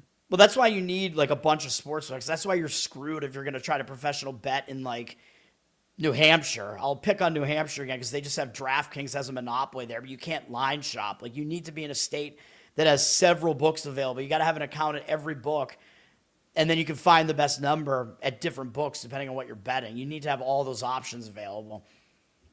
As many as you can, man. So, you have any one that, like, any bet that you're like, you nailed it, you were dead on, everybody was on the opposite side of or something, and you just, like, looked at it, you had this vision, you did your little meditation, said, no, this is the right side. And then it paid off for you. I mean, that kind of happens a lot, I think, because I'm sure it does. The masters are asses, right? I'm betting the contrarian side of a ton of things. So, yeah, that good happens. Way to go. It happens quite a bit. I mean, I don't know, like, some are more, like, well-known than others. Like, of course, it happens in the Super Bowl sometimes where, like, a lot of times I'll have a good read, like, on the side. Like, I feel like the Super Bowl, I actually tend to bet the side more often than you would think based on, like, because, like, if I look at, like, an NFL week, like, the weekly slate of NFL, I'll probably have, like, 3 or 4 sides that I might bet on, maybe 2 to 4. But like the Super Bowl, I think I'm betting on like more than half of the Super Bowls on the side, just because I have like a sense for what the side will be, because it's like so heavily publicly bet. Like I do remember those back-to-back Super Bowls where it was like the public is always betting the offense and everybody wants the offense. One of them was the year that Denver had that insane offense with Peyton Manning, and they were going up against Seattle, the Legion of Boom, and everybody was on Denver. I took Seattle, and Seattle destroyed them. So I went with the defense. And then I think the very next year, it was the complete opposite, and nobody wanted Denver. And Denver still had Peyton Manning, I think, in his final year, right? It was like Super Bowl 50 or whatever. And it was all about Denver's defense that year, and Manning wasn't doing much that year. And they were up against, you know, Cam Newton, the flashy Panthers offense. And the Panthers were like a 5.5-point favorite in that one. And I'm like, no, this is Denver. Like, it has Denver written all over it. Defense, like, I'm taking the points. I took money line in that game. Yeah, so that was one of them as well. Last year, this year? The Rose Bowl last year was one of them with Ohio State against Oregon. Everybody was on Oregon in the Rose Bowl last year, and I was Ohio State. And Ohio State just right out of the gate, it was no sweat. Ohio State destroyed them. Oh, yeah. So that was one of them as well. Who you liking this year for the Super Bowl? I'm gonna have to do my my bracket special on my show, which I might do like late tonight at some point. The way that I do the bracket, I actually game theory it. Like, I'm gonna fill it out on ESPN, and like, what I do is it really works for March Madness because it's a bigger bracket, so you can really find like leverage spots where you have to like figure out where the public is and what they're picking, and find spots where they're over picking a certain team and go against them at certain points. So I don't know if I want to, well, people that are going to watch my show are probably not watching this show for the most part, but based on what I was looking at and what the people are picking as far as who's going to win the Super Bowl and whatever, I do not like the pick that I'm going to wind up making. The game theory pick is going to be the Denver Broncos, I'm pretty sure. And in my mind, it really, really doesn't seem like that's the way to go.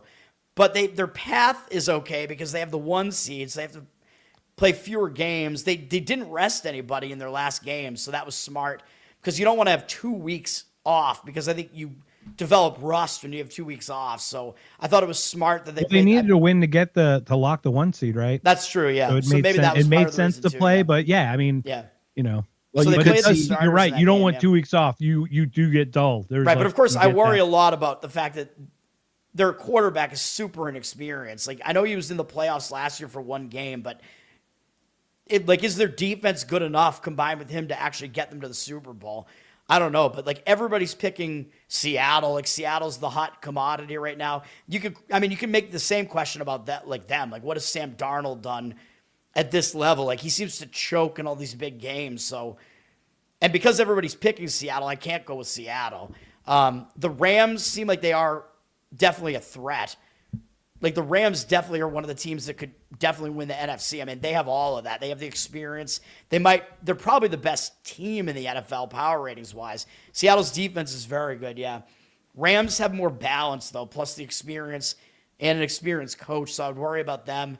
The Eagles. I mean, can Saquon heat up? I mean, they're experienced. Of course they can. Yeah. They did it last year. Yeah. They have a different defense, or like 6 of their defensive starters from last year are not on the team this year, but the Eagles are kind of like a sleeping giant almost. There were like, obviously they could just wake up and make a run in the playoffs here. So that could happen as well. The AFC is a lot of teams that I just don't see them like doing a whole lot. Like, I know the experience is on the side of the Bills, but their defense is not good enough. And then, yeah, Aaron Rodgers is looming in there. It's like, I want the Bills. I want Josh Allen. I kind of like, he seems okay. Like, cool, win. Yeah. Cool. But then they don't really live up to it. Yeah. They, the Bills, I believe, have not won a road playoff game for 3 decades. And like, pretty much all their games are going to have to be on the road in this playoff slate here. It does not bode well. I could end up seeing it No. be Broncos and Seahawks again. I mean, it could happen, but I'm a Niner fan. They barely made it in. They're licking their wounds. Everybody's hurt. I don't think that Yeah, they have a very injured defense. Their offense is good, but the defense is injured. I don't think they're going to beat the Eagles. I don't think so. It's going to be close, but I don't think so. I was pulling for Phillip Rivers, man. I was like, come on, win one of those games. So was man. I'm still a Colts fan, and Rivers, dude, I kind of love everything about him, to be honest. Yeah, dude, he had like 82 kids. He's a Fucking grandpa. throws the ball weird, talks with one shit, woman, but like, though. but he's not like, yeah, and he's not an asshole. He just talks shit. Like he talks smack at a game. It's like he doesn't even like. You notice that he doesn't even like. It's hilarious. His smack talk is all like. Oh yeah, it's like PG clean smack talk. Like he doesn't he's swear. Like, he's like Bill Cosby himself. Not that we want to reference that as being clean, but yeah, basically that. It's like Brian Regan comedy. I love Brian Regan. Yeah, like There to you be go. able to do that for that long and be that good at comedy and be clean. Yeah, Bart Gaze's clean, right? yeah. I've seen both of them live a couple of times. Yeah, they're both really good. Gaffigan basically is one of those guys too. Yeah, they all do well. doing Gaffigan's that, up there, yeah. Seinfeld. Yeah, very cool. I've seen all of them live. Yeah, Nice. yeah. I got to see Rogan and Chappelle and Darnell Rawlings and Oh, yeah, Segura. To your point, Jake. Yeah, July 9th when they reopened the MGM. It was worth it. I paid a little bit Nice. for those tickets, but it was worth it. Went with my girlfriend. We had a great time. So Nice. Was that like when they opened up shows again? That big show. Yep. Yeah. Yep, that big show. Yeah, Segura did a surprise 30. I had no idea. It was like he just That's did awesome. it. It was Yeah, like, I've seen him. I think twice. I saw Chappelle once as well. Chappelle, he- I think it was like 2 specials ago. The one that was released on Netflix 2 specials ago. I think that was the material I saw Chappelle. yeah, the doing. trans one, right? The trans Yeah. friend and all that. Yeah, that's No, the I one was- yeah. after. I think it was the one after. Oh, after that one. Okay. Because I know he was workshopping that one for hours. Like while he was doing that show, he was Yeah. totally workshopping because he was working out different jokes and you could see him kind of, it was right there, like right just about being honed, but he was just making his little, it's kind of fun watching him craft it. Like on Yeah, I was, saw him in like a polished set, like at TD Garden in Boston. So yeah. I was traveling back and forth to Austin quite a bit over the last few years. I had a company that was out there, and I was going to the mothership a lot. Every time I'd go to town, I'd go to the mothership, and I saw Rogan a bunch of times. I saw Segura a bunch of times, Joey Diaz, Ari Shafir. Yeah. It was really cool to and we're right up front, first row. Like some of that stuff is the best. You know who really I really liked his special was Brian Simpson. That Netflix special that Brian Simpson did was really good. The whole joke about the WAP and how he's rating pussy. I don't even think I know who that is. If it's still on Go- Netflix, I got to check it out. Yeah, go check it out.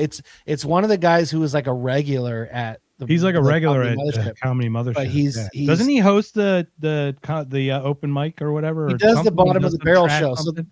that's the the other bottomless thing. barrel. That's what it was.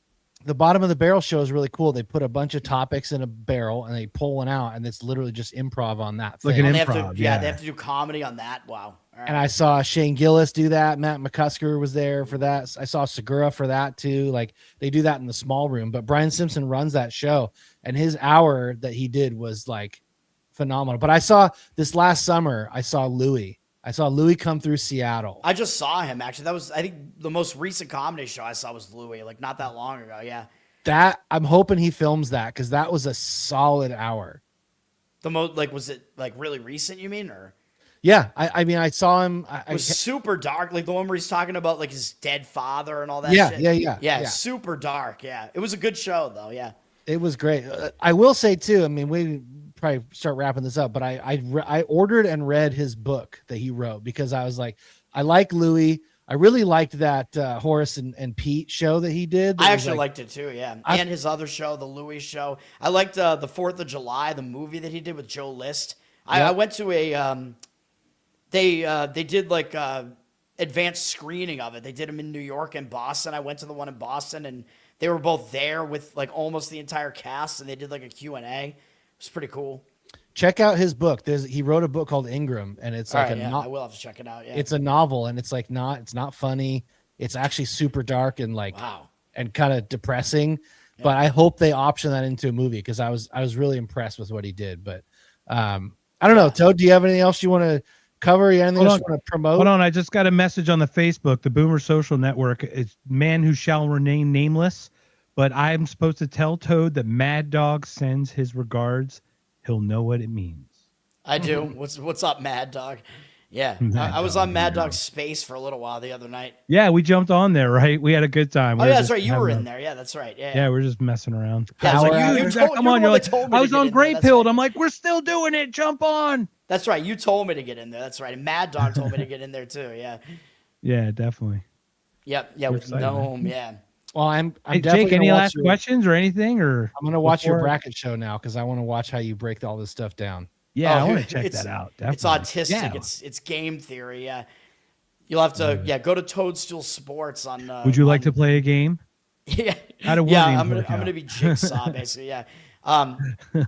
We'll see how it goes. It'll probably be a short one because the NFL bracket is not that big, but it also does like the seed reshuffling, so you have to kind of try to take Right. that into account. But I mean, you'll see how I do it. I do not fill out a bracket the way that most people do because the aim is to try to beat people in the game, like it's game theory, more so Right. than actually try to predict it, which kind of fucks with your mind. It is That's what we interesting. try to do, yeah. And then with the March Madness one, I haven't had the champion right for like a few years now, which is kind of pissing me off. But Florida should have been. Were you on bounced some last kind of year. roll for a while? Did you like nail it for a certain percentage? Like how many? Would you say how you hit it? What 10%, 20%? The March No, Madness one? that would be insane. Yeah, that'd be crazy. 1 out of 5 would be nuts, man. I couldn't imagine that. I had 2 in a row, I think in 2016, 2017, something like that. It was whatever years were. UNC was one of them, and Villanova was the other. I had both of those, but since then I haven't had a champion right. Feel like I keep getting screwed. I saw a guy on one of the. I think he did a 19-team parlay and just picked chalk, and it just turned out it won. You know, what I mean? Last year He was a did it, very like- chalky bracket. Last year, all the 1 seeds made the Final Four for the first time Yeah, since 2008, and it was only the second time ever. right. That's pretty crazy. So, Yeah. And well, I anything had, else? Jake? You any? Oh, sorry. Go ahead, Toad. No, I was just gonna say I bounced Florida in my bracket, and I needed that to happen, and then all the Florida pickers beat me because I thought they were just too public of a team, and they got me. Nothing I could do about it. Yeah, they seem like one of those overrated type or overhyped kind of teams for a bit. Yeah, well, I mean, they were kind of inexperienced. They were ranked pretty low to start the season, which usually isn't a good sign. And then usually you don't want to be in a faster paced team like they were, and they could have lost multiple times in the tournament. Like UConn probably should have beaten them in the second round, and then Texas Tech probably should have beaten them as well, which I had that in my bracket. I had Texas Tech beating Florida. Really close to happening. Wasn't happy about that result, but what can you do? Ooh, there's Mad Dog. Wait, yeah. this regrets we need a backstory here all of a sudden. So, But Yeah. Jake, you have any other questions? Anything else, man? Toad, thanks so much for joining, man. This is awesome. So cool that you like share your time with us. Like we're nobodies, having and me. you're like, hey, it's cool. You just want to hang. So we really appreciate No, I it. learned a lot. I'm Yeah, looking I forward love to to more hang, Kanye yeah. covers. All right, I'm gonna do the one about sucking his cousin's dick next. I'm a vocalist too, man. So maybe you and I can collaborate. We'll do some. right. You should do the fish sticks one too. Jake's a musician, clearly. Man. If you look behind me. I'll do the If you look behind instrumental Jake. Heil Hitler. No, thanks for coming on, Todd. We appreciate it. Yeah, thanks for having me. Yeah. So where can we see your stuff? Like when are you going to do the show, or is it going to be a YouTube channel? Do you have places where we can contact you? How do we get a hold of you? Yeah, I've got a lot of stuff. So Learn to Toad on Twitter. You can also subscribe to me there if you want. I'm Learn to Toad on Instagram as well, which is mostly short form betting content.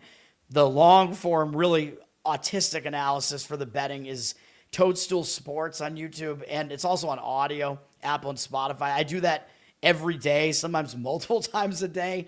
I'm on there, and especially when we're doing these, like I do these bracket specials and stuff, so that's where that's going to be. If I might decide to do it at like midnight Eastern tonight, or I don't know. I got to figure out when I want to do it. I will also have Clint on. Clint Russell, Liberty Lockdown, is going to be on. We have a subset of my show called Bald, because we're both bald, but it's Balled. He'll be on tomorrow night, I believe, at 9 p.m. Eastern to also talk about the NFL playoff predictions. I also have a ukulele channel on YouTube, Covered in Uke. I have a Patreon, patreon.com/learn-to-toad. You can get bonus ukulele content there. And I'm one of the hosts of the Loser Cast, which is a new comedy panel podcast where we call a bunch of people losers, essentially. We nominate losers and vote on them, and that's at least once a week we do that. We did that last night. I got to check that out. That sounds fun. That's on Yeah, that YouTube, sounds and I like think we're going to get nuked on YouTube, so... I want to be on that panel because I want to do all the voices. All right, well, we might... we're definitely open to having guests on, I would say, so we could do that, yeah. We could be like the guest loser of the show. We should think about that, yeah. Cool. Well, that's awesome, man. Thanks again for joining, man. Anything else you got, Jake, before we call it? No, I'm good. I'm looking forward to this sweet outro. Yeah. All right. Well, we're going to close this out. Once again, we've had Toad today. Next week, what do we have? It's the 14th. Who's that next week? Why are you going to put me on the spot? Oh, that's the new egg bacon nationalist, the egg nationalist. Raw egg nationalist? Raw egg The nationalist. Raw egg nationalist. You think you're a small show? Yeah. Like, I'm your smallest guest. Like, I saw your lineup, man. I'm like, nah. Yeah. What are got you all these talking? big guests, What are you yeah. talking about? Jake got all the days, dude. I've been doing this 5 years, and I got Michael Jackson's nephew. I'll take that one as like awesome. But dude, Wow. I ain't shit. I just got Clint. The week that he did it with Ian Carroll and Dave Smith is the Monday he did with me. That's like what I clip at the end of this too. So stick around with us, Toad, though. Cause go ahead, Jake. No, I was gonna say that was the week before I joined the show. Like we got to get Clint back on because I really want to talk. Yeah, to we him. got to get Clint back on. We've got the redacted guys coming, Toad. I don't know if you saw that. We're going to do a debate between Jack Danger and Jacob Winograd. We've got Rechtenwald coming on. We've got Horton coming on. We've got a bunch of awesome ones, and Brett Freeman, Rob Yates. I'm doing a couple other ones with Not Conscious. So we got a lot of cool stuff coming up. So Toad, thanks again. Stick around. We're going to hit this outro, but we want to talk to you real quick after this. So everyone else, this has been another If by Whiskey. Thanks for joining us. Subscribe to If by Whiskey. Fuck Liberty thank Lockdown. you. Subscribe to this show.